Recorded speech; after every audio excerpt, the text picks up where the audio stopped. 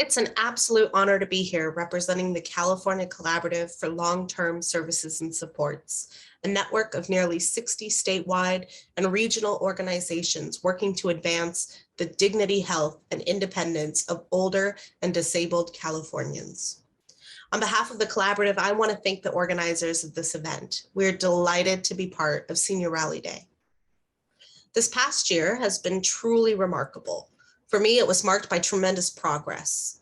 We witnessed unprecedented investments in California's supportive services for older and disabled adults. We witnessed the appointment of a governor's senior advisor on aging, disability, and Alzheimer's, and the recruitment of some of our most knowledgeable colleagues to key administrative positions.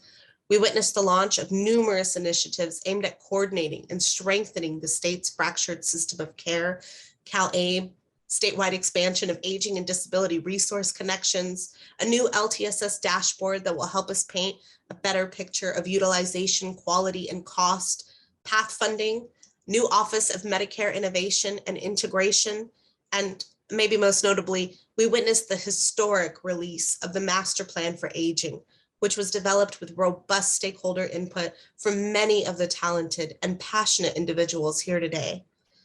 And although we still call it the Governor's Master Plan for Aging, I think of it fondly as a stakeholder's Master Plan for Aging. I wanted to highlight something that I've been thinking a lot about this year. I started working on aging and disability issues in 2011, right at the inception of the Collaborative. And as far back as I can remember, we've been looking ahead to the year 2030. Let me share some data points with you that may sound familiar. By 2030, 1 in 4 Californians will be 60 or older. By 2030, the number of disabled older adults will increase by 160%. By 2030, there will be an 88% increase in the number of seniors with self-care limitations. And the data points that utilize this marker of 2030 go on and on. But the reality is that 2030 is now. It's not a faraway moment in time. 2030 is not in the distant future. We have less than a decade until these data points become a lived reality. And while we made great progress last year, the reality is that in 2022, California has the second highest rate of poverty among older adults in the country. The rising costs of housing, health, and care leave our seniors and disabled adults scrambling to meet basic needs. And as a result of shrinking affordability, they're at the center of the state's housing and homelessness crisis, with people over 50 now accounting for almost half of all unhoused adults in the state. Adults with disabilities continue to be the most likely population to experience homelessness and continue to face the highest rates of housing discrimination. In 2022, demand for health and caregiving professionals is rising parallel to a caregiver workforce shortage, which is adding pressure to an already stressed network of care.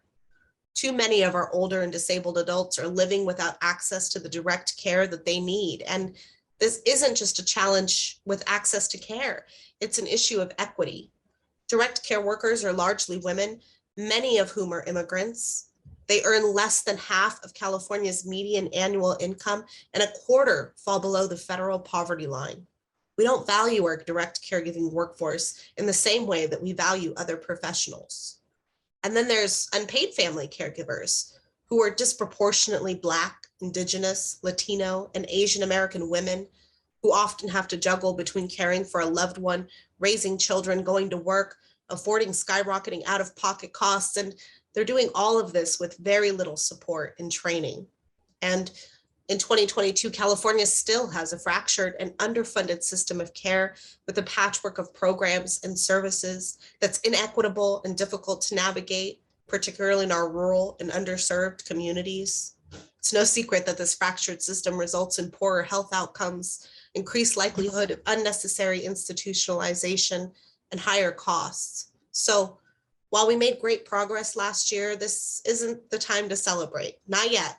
There's still too much work to do. The Master Plan for Aging encourages us to think about aging more broadly, and I would like to encourage us to think about aging as a lifetime experience. I'm an only child with aging parents who will likely need care in the next decade. maybe two. My extended family, aunts, uncles, cousins live in the Ukraine, so I know the responsibility of caregiving and navigating the system will fall to me.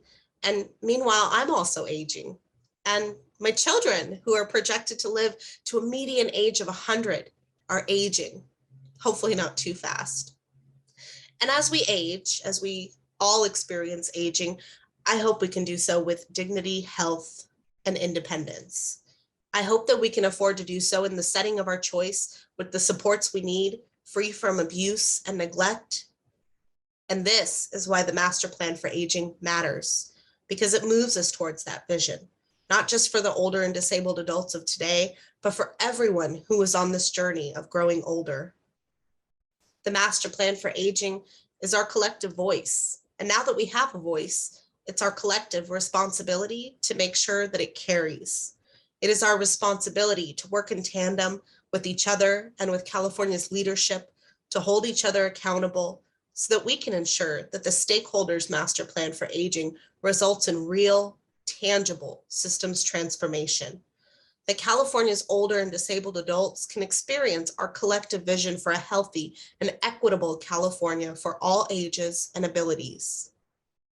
And we're really just at the beginning of this journey. There is a lot of challenging work ahead of us to make this dream a reality, and it'll take our entire community to drive this vision forward. And tomorrow, collaborative members will be meeting with over 55 policymakers to highlight the Master Plan for Aging and uplift 3 critical issues facing our population, including the caregiver workforce crisis, affordability in housing, and systems coordination. So let's get to work.